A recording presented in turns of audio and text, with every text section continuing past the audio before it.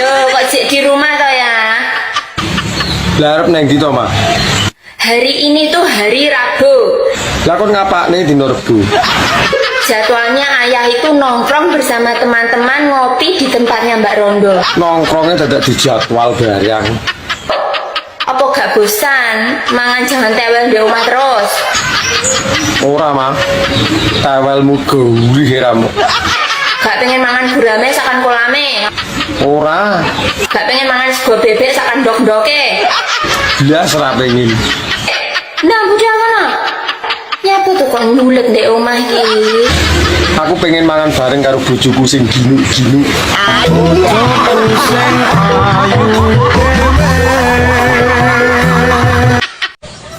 Tak rabakne pakku cocok iki. Lah kocok ndasmu. Kok jaran? Ya aku no sing rada digarapan. Rada digarapan piye maksudnya? Bapak amus tuwek wis kisut. Kowe ora ngerti. Pak kuwi udel munggah wis tuwek tapi udel medun lho sik enom. Sampai ki nggo. Ini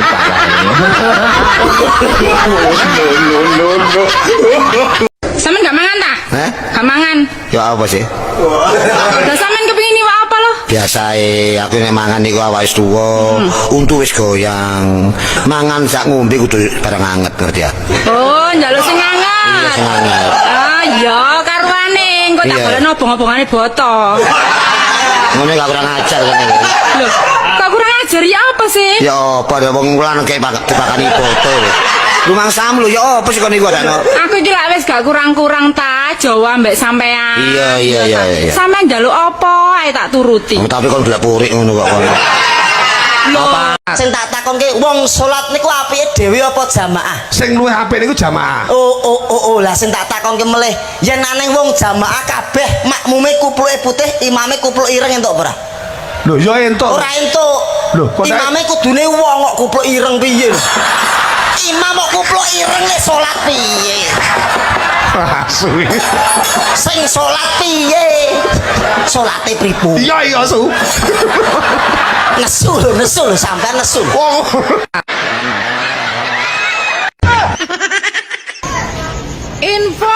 Info apa?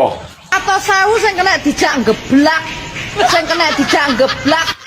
Lah nyapa golek info iki? Mbok karo aku ae. Ora trimo geblak, ya salto, ya koprol barang. Piye? Tapi wonge sing rada ganteng lho. Sawangen to. Mosok aku ora ganteng. Aku mau wong sing ruangos elek gudiken. Aku dadak tuku sabun nggih ngosok ya. Aku ora kaya sing mbok omong kuwi. Piye sida budal apa ora? Saya yo. Budal. Anjay. Dadi wong iki rasa besar kepala ngono lho. Saiki sik iso guyu, besok rong karuan iso guyu. perasaan dasku yo semek sak mene iki lho. Ya tak mat-matne kita tambah gede. Yo ora patek gedhe lho dasku iki sak mene iki kok iso tilokne besar kepala gedhe ndas. Gede wi karo kepelanku lho gede ndasmu. Dasku yo wis kecepron-cepron semek sak mene iki lho. Sing bentuke yo wis ngene-ngene iki ndas aku ora kok gedhe iki ra. Nek bentuke nyenengne. Ndang guyu mumpung sik iso guyu. Sik lek ngono. Ya guyune aja karo mingkem lho. Nah, ngono kan ketok manis. Kok iso mas aku kerancingan lho kok njaren gue gilek ngelokne wong.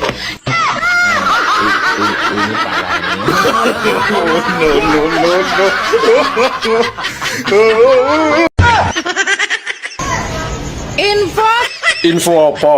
Atau sewu sing kena dijak geblak. Sing kena dijak geblak. Lah nyapa golek info iki? Mbok karo aku ae. Ora trimo geblak, ya salto, ya koprol barang. Piye? Tapi wonge sing rada ganteng lho. Sawangen to. Mosok aku ora ganteng. Aku mau wong sing ruangos elek gudiken. Aku dadak tuku sabun nggih ngosok ya. Aku ora kaya sing mbok omong kuwi. Piye sida budal apa ora? Saya yo. Budal. Anjay.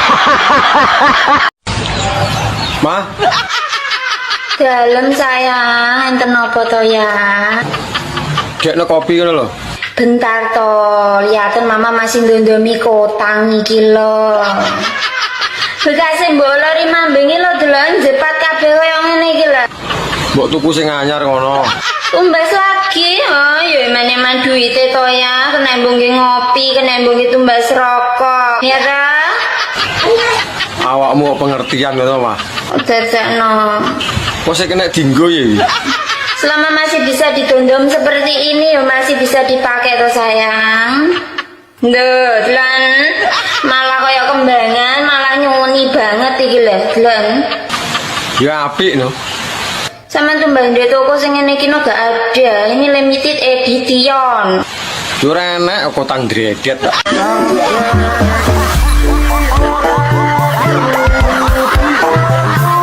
Bang, kalau ada cewek cantik ajak makan, abang bagaimana? Abang diam aja.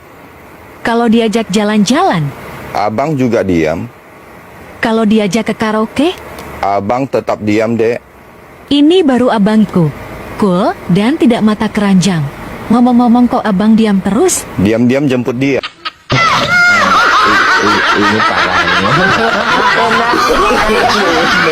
No.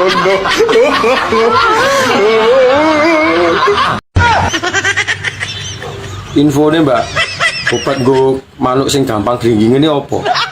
Manuk bisa kelingingan toh. Ya iso nyatane manukku lho gawe ini gringgingen.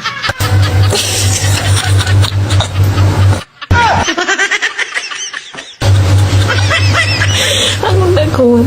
Obat apa kui? Biasanya bau. Tapi obatnya bentuknya piye Mbak? Mbak aku didudui to Mbak. Saiki aku sik kerja ya, kok bengi ya.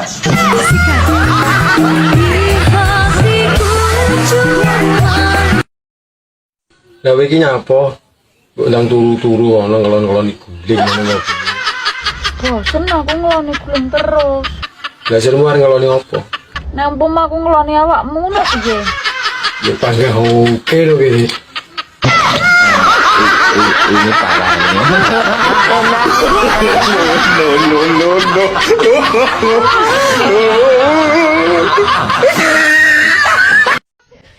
Bang, cuciin ini.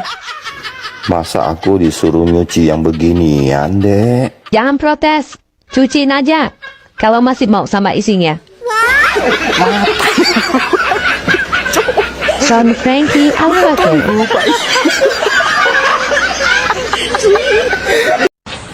Mbak, info utang sing dibayar matur suwun. Enak apa ora, Mbak? Matane. Piye to? Enak mung teko mbok mata-matane. Umpama enak lho kowe para yo gelem. Lah rumangsah niki apa bange mbahmu? Lah nek mbahku ndek bang lah aku ora golek info. Makane wis dadi wong lanang kerja. Lah aku kerja ya apa tak pamerne kowe? Kowe iki wong lanang kudu berjuang. Lah rumangsamu aku lho yo berjuang.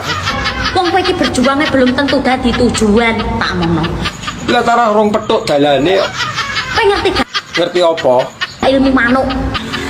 Manuk ya duwe ilmu lho tiba. Manukmu kuwi lek esuk subuh kae ngejak tangi, masih ora ditangekne. Lah kowe kok ngerti? Kulino nginceng.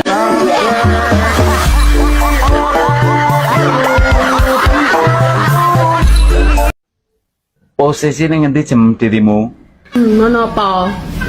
Aku meh golek info kanggo malam mingguan iki. Wis ora usah takok info-infoan. Loh, genah apa ora? Iki malam minggu lho. Kok ora metu napa? Aku ora disangu. Piye ta pala ra disangu. Lah malam minggu kowe terus arek apa? Tak wae. Ora cetha wae jem. Ya wis lah, nak ngono lah. Karepmu. Lah nek aku ya ora sedekah ning bojoku sedekah. Ibarat kata tangan kanan memberi, yang kiri jangan sampai tahu. Berarti bojomu oleh rahmat. Berarti pegatan karo aku. Piye to? Biasane oleh rahmat. Maksudnya ora ngono, Mas. Wong nek sering sedekah kuwi bakal oleh rahmat. Lah iya, lah engko anak-anakku melok sapa? Lho, kok anakmu melok sapa piye to? Dari bojoku oleh rahmat. Sing sedekah sapa? Bojoku. Berarti bojomu oleh rahmat. Lah iya anakku melu sapa? Nah aku iso golek. Piye to, Pak Ki? Maksudnya ngene lho, Mas. Wong nek ngono kuwi oleh ilham. Waduh, lagi sing bener sing ndi? Mah wong loro lho iki. Rahmat kok ilham. Nah ilhame tak wireng. Maksudnya ora ilham ngono Mas. Wong nek piye to uripe pengen kepenak lah bojomu berarti oleh syafaat. Aduh matiku bancan. Wong telu. Rahmat, ilham karo syafaat. Kuwi engko dadi papat. Lah sapa? Aku melok. Tak tapuk tenan kuwi omonganmu kok. Pak pitik karo iwak kadal ki enak ndi? Ini awak pitik. Oh. Berarti dhek panganane iwak kadal. Piye to Mbak sampean ki? Sampeyan ki kan takon. Iwak pitik karo iwak kadal enak ndi? Ya enak iwak pitik. Lah ya berarti tau mangan iwak kadal kowe. Ya ora tau. Lah kok ngerti? Kok iso bedake? Kok iso bedake kadal karo pitik? Wow, wis. Oh iya berarti iso bedake berarti tau mangan. Iya. Lah kuwi iwak pitik entah doyan. Ya ora. Mbak digoreng doyan. Brakas. Asli brakas kok itu. Piye kuwi? Iwak pitik entah doyan, Mas. Ora. Gombal digoreng Doyan. layang tur kuwi sak lemari entek. Gombal digoreng malah ngemos. Wong wedok arek ayu kaya ngopo to? Mesti sing digoleki sing ireng. Ayu kaya apa? Mesti sing digoleki. Goleki sing ireng. Dik, Alah aku ya ora mesti aku. Iya. Ireng kok nek gak bolong aku ya moh. Masa bolong ta, Dik? Lah gelem apa piye terus buntet ngono. Oh ya lah buntet ya buasa, Dik ya. Irunge lho tegese kan nek buntet ra iso ambekan. Wong awake dhewe nek lara pelu, kuwi kan ya dikeki obat. Kuwi ora perlu kuwi jenenge. Kuwi Kae lho obat-obat kamu sedang sakit apa? Aku sedang sakit pelu. flu gawe F. Aku ra iso muni iso ku muni pelu. Flu F. Apa? Angel aku ki angel. Pelu. Flu. Lu. Pelu. Angel lho. Angel lambemu nyawe to, Pak? Ra iso mbok angel aku. Mbak, cowok idamane sampean iki sing piye? Hitam manis. Kaya aku lho. Golek sing setia apa ora? Nek golek sing setia saiki wis langka. Jare sapa? Nek sampai enek cowok Indonesia sing setia, cukup satu wanita, tidak memandang fisik. Di alamate, jaluk nomor WA-ne. Rasa adoh nek golek. Aku lho idamanmu banget. Anjay.